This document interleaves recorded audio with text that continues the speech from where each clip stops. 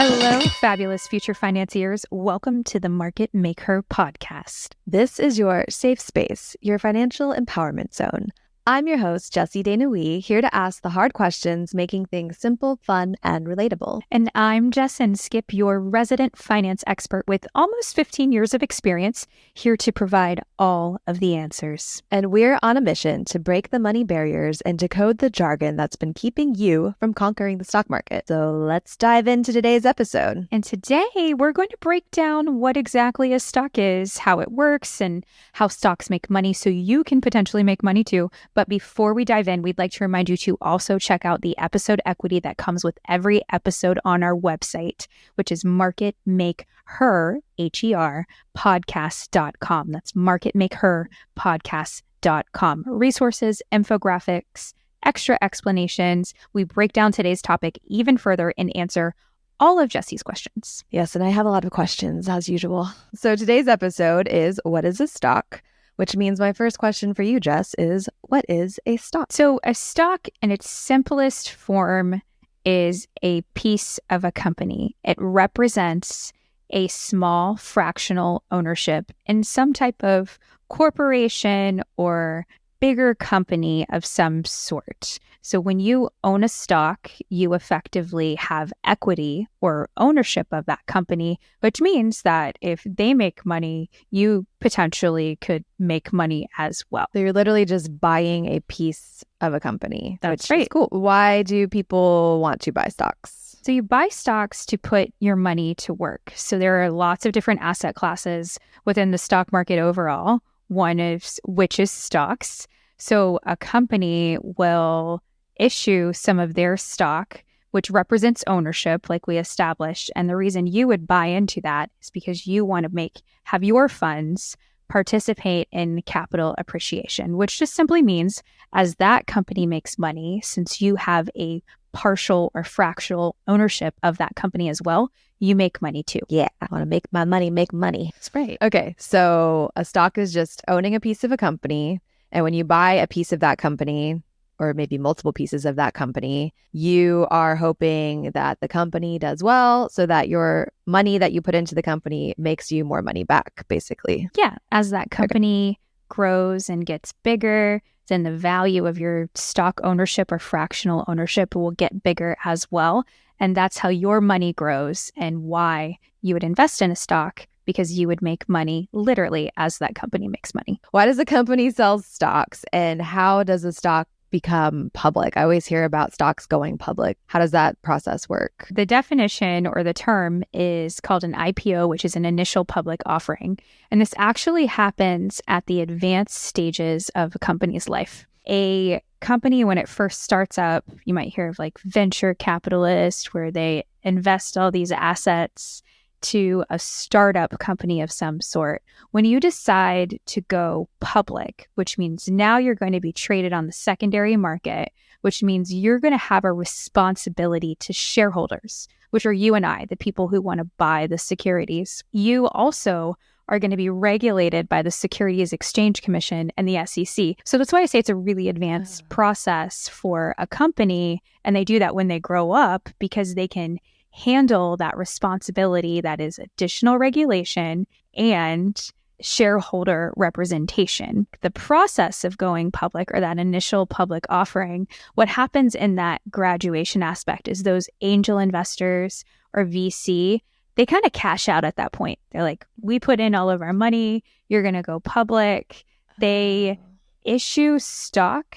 Now they're selling a piece of that company that they grew and they built, and they're going to get another influx of cash, but no longer from VC or angel investors at that point, mainly. Can you talk about that SEC thing again? It's what is that? The Securities Exchange Commission. Okay. There is so much regulation within the finance industry that we have established so far. Right. There's another one, the SEC, and they regulate securities that are traded. But this is good, and it's for our benefit. So those private companies, you can't just come in and say, hey, let me look at your balance sheets, as in how much profit are you making? Where are your revenue? What are your sales? What are your expenses? You can't do that. But when they go public, they're literally offering a piece of fractional ownership of their company. You have the right as a shareholder to see that type of information. So that regulation, if you decide when you become listed is what we call it, is what you are confined to.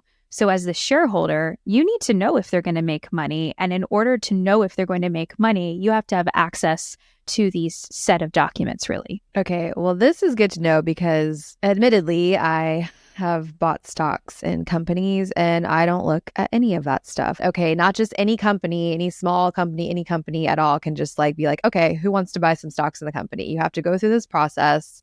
It's heavily regulated, which is for our benefit. And once this company goes public and has the initial public offering or IPO, that's when we can, like the public, go and buy pieces of that company or stocks, right? That's right. And what happens is they become listed on a stock exchange of some sort. So the New York Stock Exchange or the NASDAQ, those are two really popular exchanges that would list your security that make it accessible and tradable. There's also something called trading over the counter, which is where your penny stocks are found. They do not have that heavy oversight, which means there isn't as much transparency into those balance sheets and the documents and the regulation that's required to know if they're making money. And that's where sometimes a lot of scams can happen because I didn't of know that type that. of market. Wow, good to know. I knew that penny stocks were like not the best investment, but I didn't realize that that was why. Fit and make sense because if you're going to buy a piece of a company and the intent is for you to participate in profits when they make money, we need to know how that's happening. But with penny stocks, that's not really regulated like that. It still has requirements, not as stringent requirements. Total tangent and sideline, but you can go to the OTC website and there are penny stocks that are called caveat emptor. They literally have a skull and crossbones on it, and it means do not buy. They have not given us their quarterly statements that they're required to. Okay, that just makes me want to ask, why do people even buy penny stock that doesn't know this? People buy penny stocks. It's either A, for this promise of value that isn't understood, or B, it's an adrenaline rush. Penny stocks are not for pennies. Actually, the definition is under $5 a share. So they're cheaper. And in their cheaper stocks, they seem more accessible. And then there's this psychological aspect that if I'm buying a cheaper stock, I can make more money because I'm putting less capital, which isn't necessarily true. But now with technology, we have fractional shares and other ways that you can put a little more money in a better investment. Yeah, I did know about that. And I think probably when I was a little younger, I know I bought some penny stocks, probably with the same kind of thought process, thinking like, oh, these are going to make me way more money with not as much money to put into it. But now with fractional shares, you can just buy, with a little bit if you don't have as much money to get started, which was always a thing that stopped me when I was younger from investing. I felt like, oh, I have to save up $10,000 before I can even invest in anything. And now that's just not true. You can, I think, start with as little as like $5. Exactly. Another barrier to entry brought down. Okay, well, let's talk about how our money can make money. How does a stock make money? So stocks, since it's a piece of a company, it has different revenue streams. They make money as long as revenues exceed costs. Call that operating income. Okay. Love to give you a real example with Apple. Yeah, let's do it. Revenue just means the sales that they make. Apple sells iPhones. That makes up half of their revenue. They also sell services. That makes up 20%. They've got wearables, so AirPods, things like that. The Mac computer, the iPad, used to be iPod, if you remember that. But in order to make an iPhone or provide those services or have AirPods or have that really cool modern Apple store, they have operating expenses. That's their brick and mortar, the parts that it costs to make an iPhone, how much they pay their employees. All of that put together, does the revenue exceed how much the expenses cost? And if they're making money, then we're making money. Yes, then that should be reflected on the stock. Can't a company maybe not be profiting and their stock price goes up? Yes, that's super important to know. The stock market is always forward-looking, meaning it's the expectation of future value. You could have a company that has something happen where you expect revenue to increase, or you expect cost to decrease. The stock's going to immediately react because that's a promise of value. We described one thing and we didn't give it its name, and that's a profit margin. The profit margin is just the difference between revenue and costs. For a company to go up in value, they need that to expand and get wider, which just simply means, are my costs going down?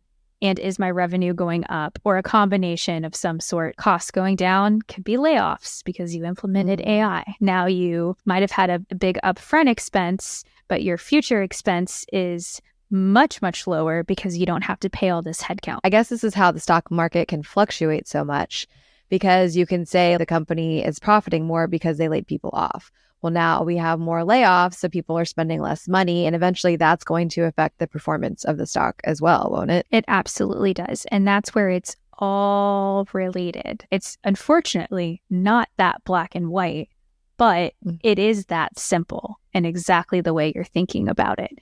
You want to know where people are spending money. That's the revenue side. And then cost is management and efficiencies. And that's why we look at profit margin, that range in between revenue and cost. A small profit margin means that if I've got, in simplistic terms, $100 of revenue and $99 worth of expenses, well, if I don't make as many sales as I normally do, I'm going to be negative net profit really, really quickly. But if I have $100 of revenue, but $25 worth of expenses, that's a 75% profit margin. I can handle less sales because I don't have as high of costs. Right. Well, that makes sense. And that goes with management. It's like how you manage your money. Do you have a savings account? Do you have an emergency fund? It's how big is the company's emergency fund?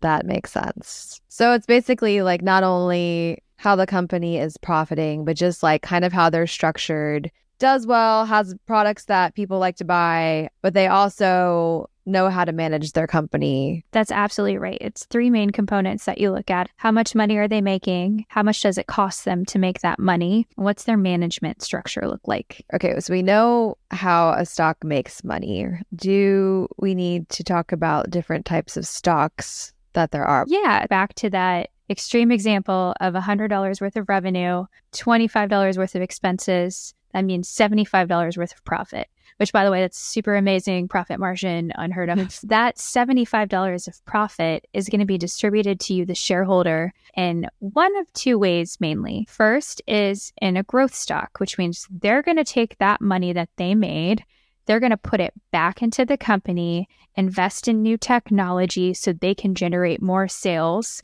When they generate more sales, or the promise of more sales because the market's forward-looking, the stock goes up in price. Or B, they take a piece of that and they distribute it to you as a dividend. And that's an income type of stock. So growth and income. And stocks can be a combination.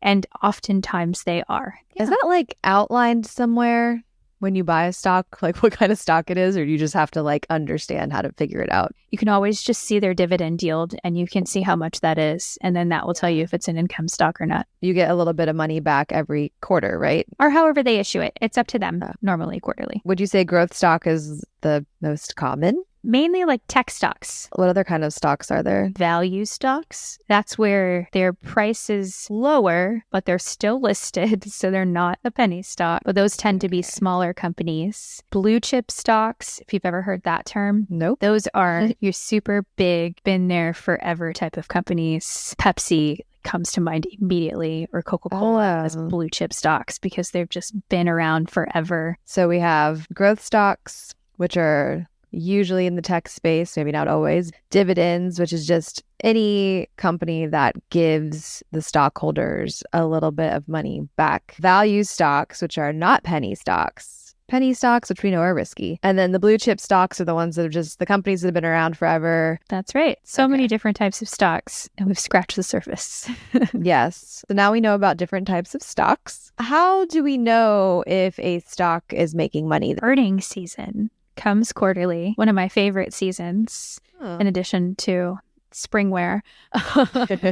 When a company goes public, now all of a sudden there's transparency. We know how that company is making money. However, if you ever looked at a balance sheet or cash flow statements, income statements. That is a ton to go through, and nobody wants to do that. And you don't have to.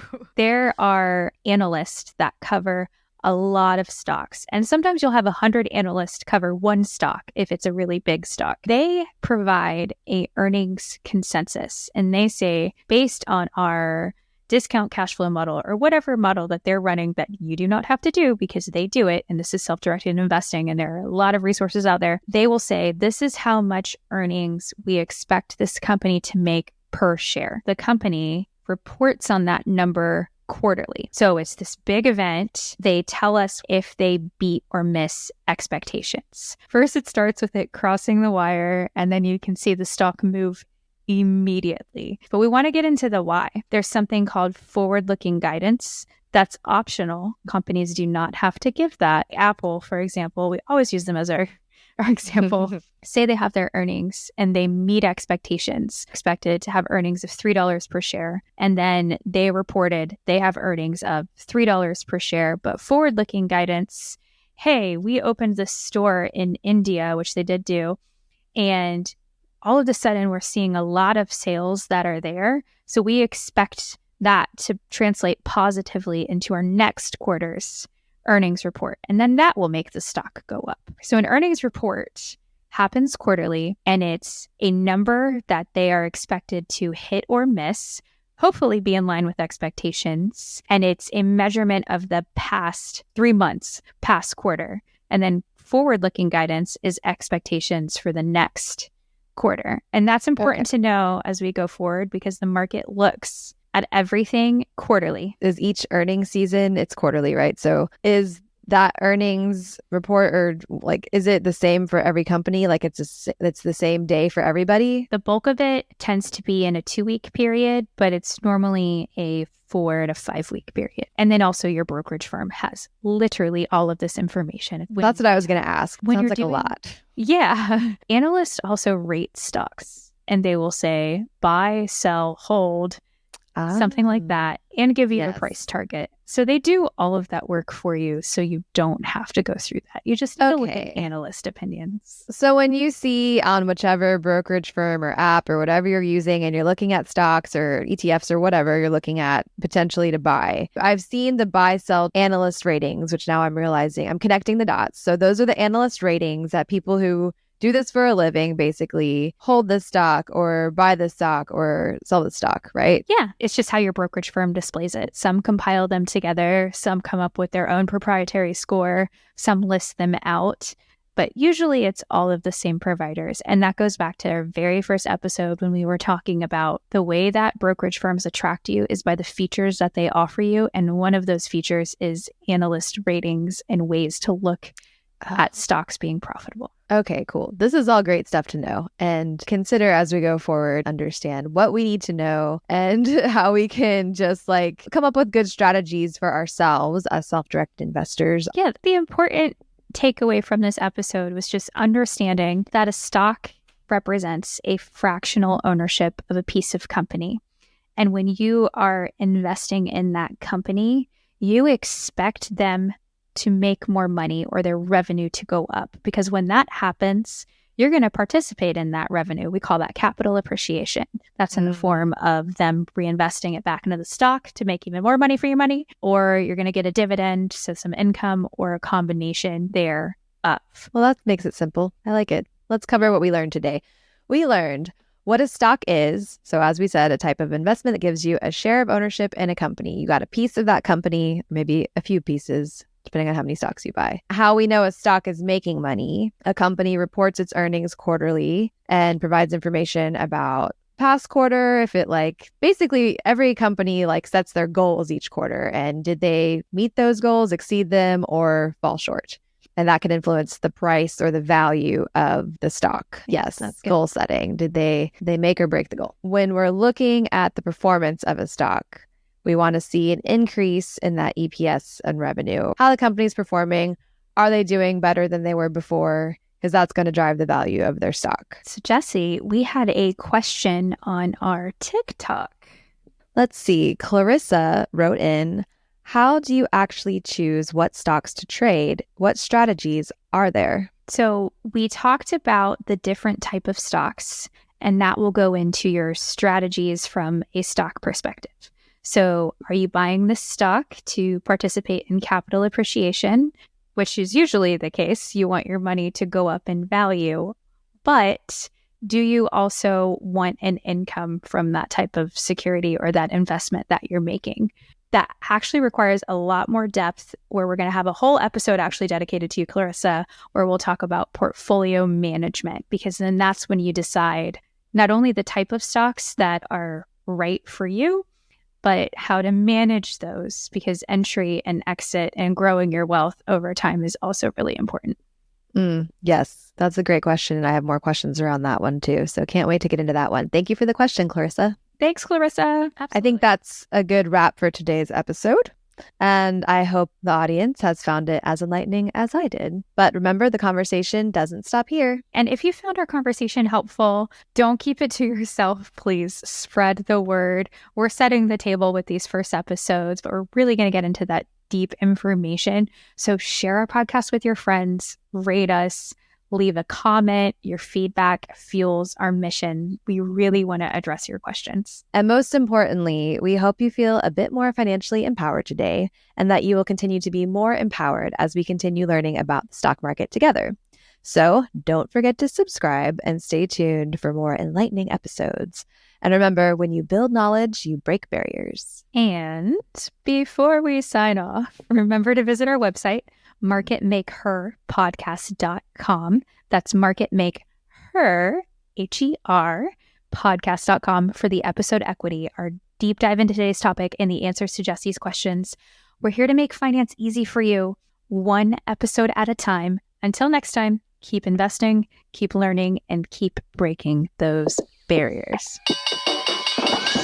Remember, investing involves risk. There is always potential to lose money when investing in securities. MakeHer provides educational content and resources for informational purposes only. We are not registered financial advisors and do not provide personalized investment advice. Any information provided by MakeHer on our website or podcast is not intended to be a substitute for professional financial advice. MakeHer is not liable for any investment decisions made based on our content. For more information, visit marketmakerpodcast.com.